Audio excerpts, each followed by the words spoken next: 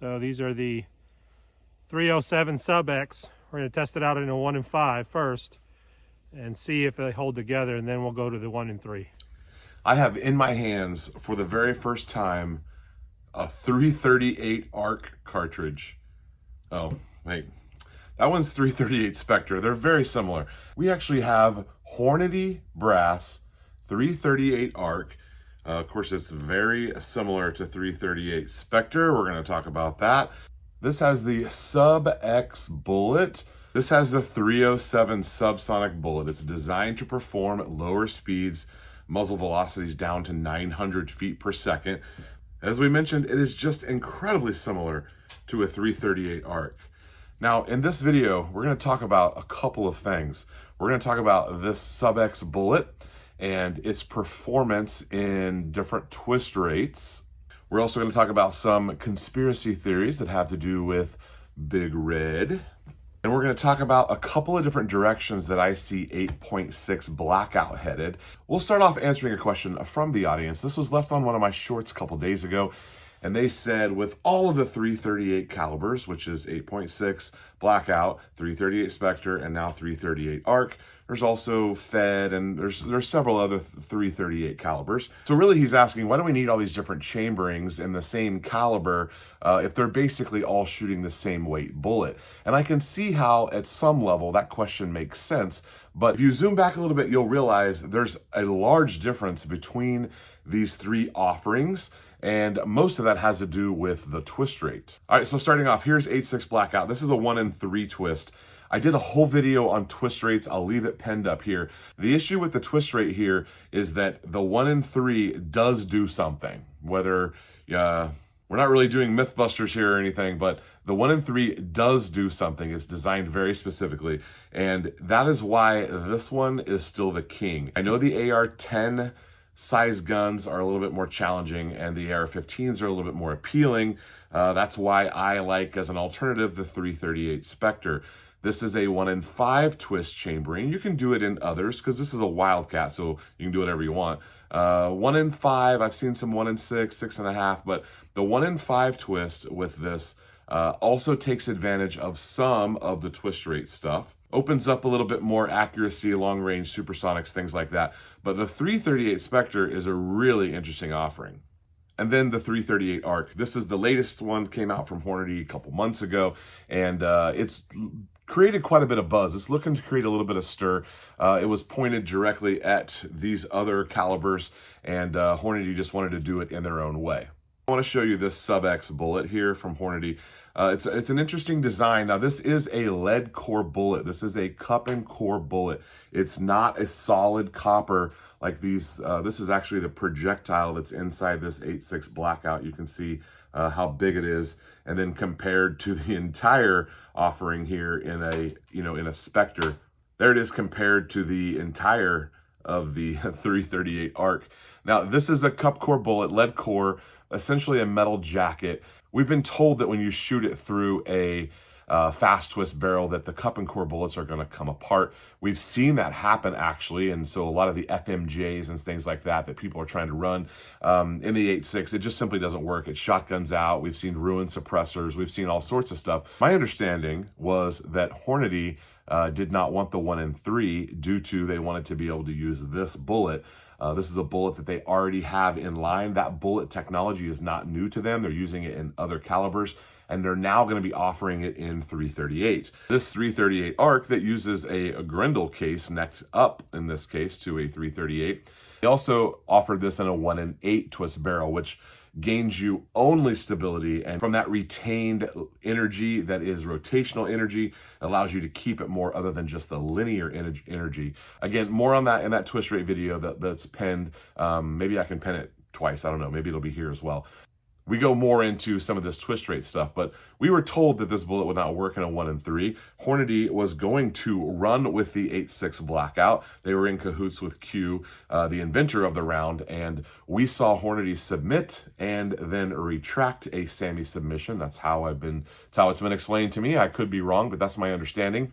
So the conspiracy there was that Hornady had their own 338 bullet that was maybe on the back burner that they wanted to offer, and then they kind of got distracted with 8.6 blackout. They pulled it, and then we find out a couple of months later that it was actually an AR-15 sized offering chambering that is the 338 ARC. Now, they had a chance to do a 1 in 5, but playing it safe with that 1 in 8, it's not 100% clear to me why this happened the way that it did, but we were told that this bullet would not work. So I'm going to take you out to the farm where we test some of this. I brought Halworx Ballistics out with me. I wanted to shoot his boom box that he just got, and he brought up this ARC cartridge, which we've covered extensively on the channel before. So these bullets are not yet available for the reloader. And so what he did was he took some out of a 338 ARC, and we loaded them up for 8.6 blackout and shot them through a 1 in 3 and a 1 in 5. Here are those results. So these are the 307 Sub-x. We're going to test it out in a 1 in 5 first and see if they hold together, and then we'll go to the 1 in 3.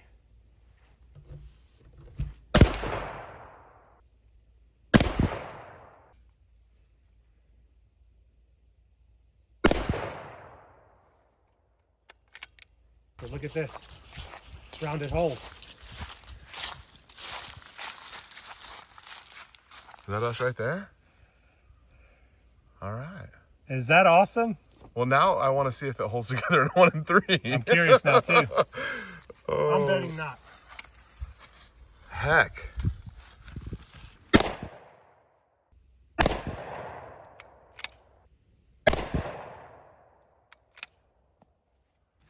I cannot believe my eyes.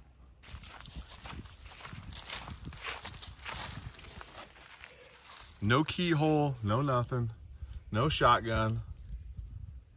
So to me, this conspiracy just continues to grow a little bit confounding. I wish someone could tell us what actually happened here. I don't know why Hornady could not have run with the 8.6 blackout, especially if their bullet is going to work. Now, just for clarity, you should 100% not try this. This was done by an actual professional, not a YouTuber, by an actual ammunition professional, done as safely as earthly possible to try to test the results. And do not try this at home. So really, I'm still confused as to why we are here where we are with an ARC cartridge. If they wanted to sell that bullet, which they're a bullet manufacturer, they want to sell bullets, they wanted to sell that bullet, and if that bullet holds together in an 8.6 blackout, it is substantially cheaper than a monolithic copper bullet. It could create some much lower prices in the 8.6 blackout offering. Now, I don't know that any manufacturer, including Halworx Ballistics, is going to offer this as sold ammunition that's available. I don't believe they will probably offer that in a 1 in 3. I have not heard anything about that. It's possible that you'll see some people load this up and offer it for sale. Probably they would highly recommend that you don't shoot it in a 1 in 3.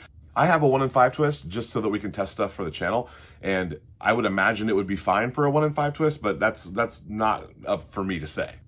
So where are we going with 8.6 blackout in the long run, and where are we going with these other smaller offerings?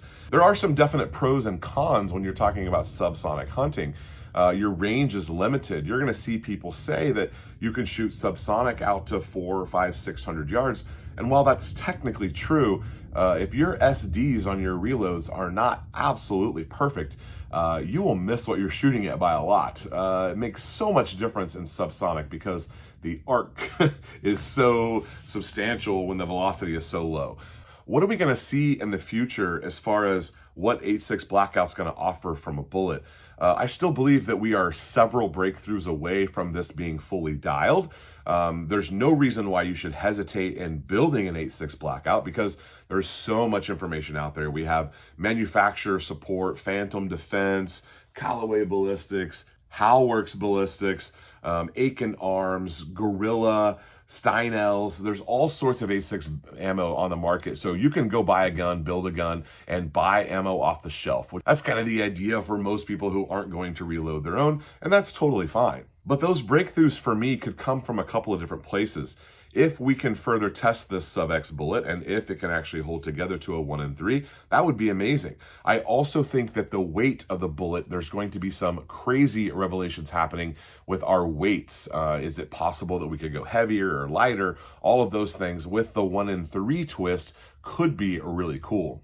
We're also seeing a ton of progress happening in supersonic, which I have been saying for more than a year on record that the 8.6 Blackout Supersonic is wildly underrated. You get the twist rate, you get a little bit more range with those higher velocities and some different weights of bullets. Really cool performance happening, and accuracy is better than in the subs. The supers shoot really well. So there's another area right there where we could see some big time progress. So if you're a crazy person and you already have a Blackout and a Spectre and you're thinking about building an ARC like myself, then we've got some cool stuff coming up. If you just want to see what it looks like, I appreciate you watching and coming along on the journey with me. Way better results will be coming due to the addition of the Garmin. What we've been using for a chronograph has been entirely unreliable. I've already tested this a couple of times. It works phenomenally. So we're going to jump out and do some more testing. I have more ammo over here, more ammo from Steinells that we need to test and get some chrono data on. There is a new supersonic offering from Phantom Defense that is going to be pretty cool. It's a bullet that I've actually reloaded before, and they're going to be offering it in loaded ammunition. Halworx is playing with some supersonic stuff. I haven't kept tabs on what Gorilla's doing here in the last couple of months, but I am expecting to see some heavier offerings coming. I'm excited to see some more bullet design coming. Hopefully they can just keep plugging along with this because I love the technology and I love all the bullet design that's happening out there. One of the next videos you'll see, we're going to be taking apart the Bear Creek Arsenal. This is a 12-inch pistol. That's going off to the Cerakote shop. I was supposed to have that done last week, and I didn't get it done. So we're going to knock it out today on a rainy day. All right, guys, thanks for watching. We'll see you next time. Does this mean Hornady's jacking with us, though? Yeah. That's what I'm saying.